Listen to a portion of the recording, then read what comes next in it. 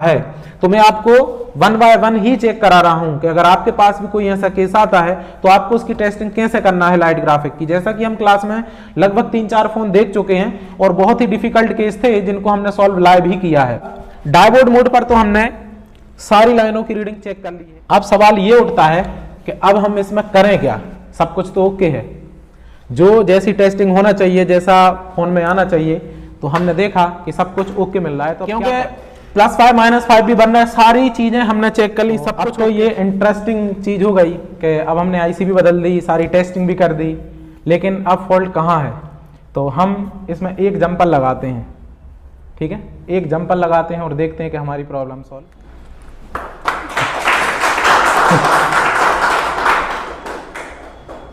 जो हमारे इंस्टीट्यूट में हमारे स्टूडेंट जो आए हुए हैं, सब लोगों का ये क्वेश्चन था कि ये क्या हुआ है। जैसा कि मैंने जो पहले वीडियो डाला था उसमें मैंने बोला था कि मैं सब लोगों को आपके लिए सॉल्यूशन देने वाला हूं। तो ये हमारी उसी क्लास का वीडियो है जो आप देख रहे हैं, और इस क्लास में मैं सारे स्टूडेंटों को यहाँ पर जो मैंने किया है फोन में वो सब कुछ एक्सप्लेन करने वाला हूँ। ठीक है गौतम भाई, तो चलिए मैं आप लोगों के लिए बताता हूँ। मैं यहाँ पर आप सब लोगों को ये मैंने जंपर क्यों किया है, सब लोगों को मैं यहाँ पर डिटेल में ही आप लोगों को बताने वाला हूँ, जो भी हमारे व्यूअर भाई हैं। जैसा कि मैंने प्रॉमिस किया था 3 से 4 दिन पहले कि ये प्रॉब्लम मैं आपको सब कुछ डिस्क्राइब यहाँ पर करने वाला हूँ, क्योंकि यहाँ पर हम MPGT पे यूट्यूब चैनल पे जो भी हमारे वीडियो हम हाइड कुछ नहीं करते हैं। एक आध वीडियो जरूर है मेरा जिसमें मैंने थोड़ा सा कुछ हाइड कर दिया था और लोग उसका भी पता नहीं लगा पाए। बात छोटी सी ही है, सिर्फ आपका नॉलेज ही डिपेंड करता है कि आपको सर्किट डायग्राम का किस हद तक नॉलेज है। यहाँ पर नार्जो 50A का जो सर्किट डायग्राम है, इसमें हो क्या रहा है कि हमारी जो LCD बायस IC है +5 -5 बना रही है। इसको इनपुट यहाँ से हमारा VPH मिल रहा है, और भी हमारे EN और I2C इसको जाती है। तो वो इन्हें हार्डवेयर सोल्यूशन में यहाँ पर डिस्क्राइब नहीं किया है, लेकिन मैंने इसमें क्या थोड़ी सी टेस्टिंग की थी और उस बेस पर, टेस्टिंग के बेस पर ही मैंने इसको सॉल्व किया है। कुछ इसमें अलग से मैंने जादू नहीं किया है। तो जैसा कि हम देखें कि यहाँ पर Redmi 5A में हमारी ये IC लगी हुई है, LCD जो हमारी वायस है, तो यहाँ पर आप देखेंगे ये लगी हुई है, ठीक है। और हम इसको सर्किट डायग्राम में देखते हैं। इसका नंबर है U2301। हाँ, ये सर्च यहाँ पर सर्किट डायग्राम U2301।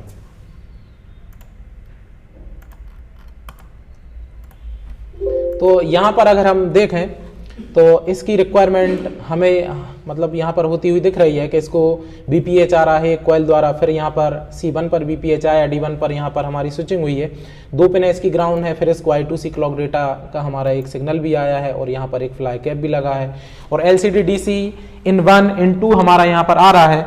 मतलब अगर इसकी रिक्वायरमेंट में कुछ प्रॉब्लम होती तो क्या +5 -5 बनते? बिल्कुल नहीं बनते।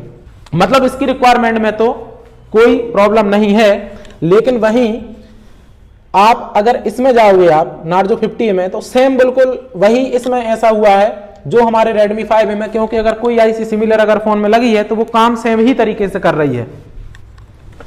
तो मैंने इसमें क्या देखा कि मैंने छोटी सी जब इसमें टेस्टिंग करी तो मुझे ये मिला कि जो हमारा 1.8 वोल्टेज है, आप देख रहे होंगे डिस्प्ले के लिए हमारा एक LDO वोल्टेज आता है 1.8 वोल्टेज, और अगर हमारी AMOLED डिस्प्ले है तो उसमें हमारे 2 वोल्टेज होते हैं जो LDO से आते हैं, 3.0 और 1.8। तो इसमें जो मैंने देखा कि ये जो 1.8 वोल्टेज आ रहा है हमारा पावर IC से, यहाँ से जो पावर IC से हमारा 1.8 वोल्टेज आ रहा है, इस 1.8 की लाइन में एक 0 ओम का इनने यहाँ पर एक बड़ा सा रजिस्टर लगाया है। और जबकि पिछले वीडियो में आपने देखा होगा तो यहाँ पर मैंने वोल्टेज भी चेक करके दिखाया है, वो आपको पता ही होगा, वोल्टेज मैंने चेक करके दिखाया है। ये जो 0 ओम का रजिस्टर है इसकी वैल्यू हाई हो गई है, 8 से 10 ओम हो गई है। इसको पकड़ना, रेजिस्टेंस को पकड़ना। रेजिस्टेंस के बारे में मैंने आपको क्या बताया, कितना समझाया? बहुत अच्छे से समझाया कि जब लाइन में रेजिस्टेंस क्रिएट होती है तो वहां पर आप लोग फॉल्ट जो है रिपेयर नहीं कर पाते हो। और यहां तो सीरीज में रजिस्टर में रेजिस्टेंस क्रिएट हुई है, जब -5 +5 या फिर आपकी किसी भी लाइन में अगर जब रेजिस्टेंस क्रिएट होती है, एनोड कैथोड में, एनोड की लाइन में तक आपकी रेजिस्टेंस क्रिएट होने से या कैथोड की लाइन में आपकी रेजिस्टेंस क्रिएट होने से इतना बड़ा फॉल्ट बनता है कि टेक्नीशियन उसको सुलझा नहीं पाते हैं और सब कुछ देखने में ओके लगता है। तो यहां पर जो रजिस्टर लगा है, यहां ये रजिस्टर की वैल्यू लगभग 0 ओम का है। अगर सीरीज में हमारी रेजिस्टेंस की वैल्यू हाई होगी तो क्या होगा, एम्पियर ड्रॉप होगा और वोल्टेज हमारा सेम आता रहेगा। तो वही सेम इसमें हुआ है। तो यहां पर देखिए मैंने यहां पर किया क्या है कि ये जो रजिस्टर आपको दिख रहा है और 1.8 वोल्टेज जो डिस्प्ले के लिए दिया जा रहा है, एक 0 ओम का रजिस्टर लगाकर दिया जा रहा है। ये 0 ओम का रजिस्टर है, लेकिन ये रजिस्टर की वैल्यू हाई हो गई है। तो मैं देखिए आपको यहाँ पर मीटर में चेक कराता हूँ।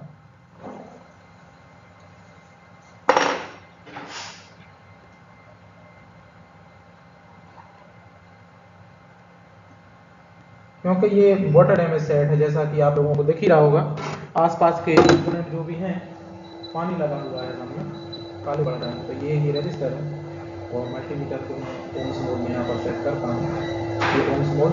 और सबसे पहले मैं जो हमारी क्रॉप है इनकी ओम्स में पता कर लेता हूँ कि क्रॉप की ओम्स कितनी है। तो देखिए आप 0.3 दिख रही है। तो अब मैं रजिस्टर की ओम्स आपको चेक करके बताता हूँ। तो यहाँ पर आप देखिए आप, ये हमारी 0.3 थी ना, तो ये देखिए आप, ये 10 बता रहा है, 10 ओम।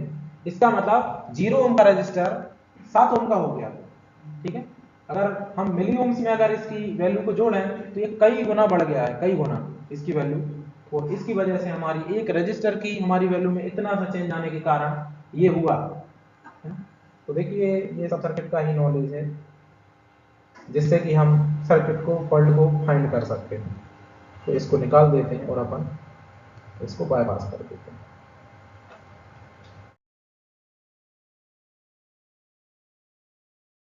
कि डिस्प्ले को वर्क कराने के लिए, हमारा ग्राफ दिखाने के लिए 1.8 वोल्टेज के साथ कुछ एम्पियर भी चाहिए, है ना।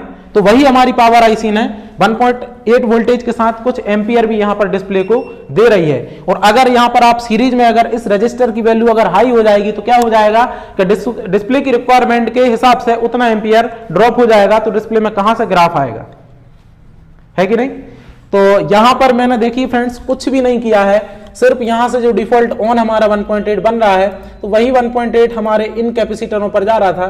तो इन कैपेसिटर, ये वाले कैपेसिटर से मैंने एक जंपर उठाकर, यहाँ 4 नंबर या 5 नंबर का ये कैप है, और इस यहां से एक जंपर, या तो आप देखिए इसको आप डायरेक्ट बाईपास कर सकते हो, उसमें जंपर मारने का तो कोई वही नहीं होता है। लेकिन मैंने जो आपको वीडियो में दिखाया वो है टेस्टिंग का, सब कुछ ओके होने के बाद भी आपका लाइट ग्राफिक नहीं आया तो मैंने सिर्फ सर्किट डायग्राम के नॉलेज के बेस के हिसाब से ही इसको ट्रेस करा।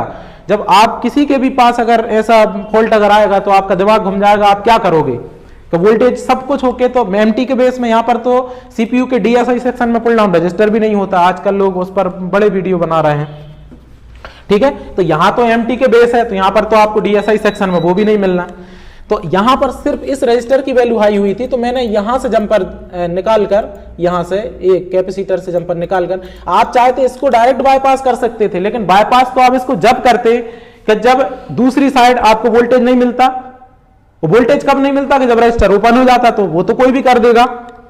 वोल्टेज आपको अगर डिस्प्ले कनेक्टर पर नहीं मिलेगा तो आप 1.8 की लाइन ही देखोगे और वह उसको वहां से वहां तक बाईपास कर दोगे। लेकिन ये तो नहीं देखोगे कि लाइन में रेजिस्टेंस कहां क्रिएट हुई है जिसकी वजह से ऐसा हो रहा है। तो अगर आपको रेजिस्टेंस का नॉलेज है, सर्किट डायग्राम का नॉलेज है, तो ऐसे सर्किटों को फाइंड करना आपके लिए कोई बड़ी बात नहीं है। ऐसा है कि नहीं। तो मैंने क्या किया है कि मैंने इस रजिस्टर को बाईपास ना करके खाली सिर्फ और सिर्फ मैंने इसलिए अभी 3-4 दिन पहले जो वीडियो आया मैंने ये छुपाया, सिर्फ इसलिए छुपाया कि जो इंस्टीट्यूट वाले हवा हवाई करते हैं, छोटे छोटे फॉल्ट को इतना बड़ा चढ़ाकर दिखाते हैं, तो मैं ये जानना चाहता था कि किस किस के क्या कमेंट आते हैं और मैं ये पता लगाना चाहता था कि वास्तव में कोई यहां तक भी जा सकता है कि नहीं, है ना। देखिए फॉल्ट तो बहुत छोटा है लेकिन इसकी टेस्टिंग बहुत बड़ी है। सर्किट का अगर आपको नॉलेज है तो बड़ा नहीं है, लेकिन अगर आपको सर्किट डायग्राम का नॉलेज नहीं है, लेकिन रेजिस्टेंस क्या कर रही है हमारी सीरीज में अगर बन जाती है, क्रिएट हो जाती है, तो ऐसे फॉल्ट आपको किसी भी सर्किट में कुछ भी मिल सकता है। तो उस कंडीशन में आपको रेजिस्टेंस की वैल्यू पता होना चाहिए, तो ही आप उस केस से निकल सकते हैं।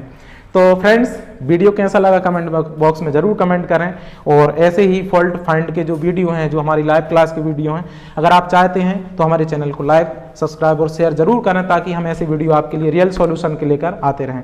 थैंक यू, मिलते हैं नेक्स्ट वीडियो।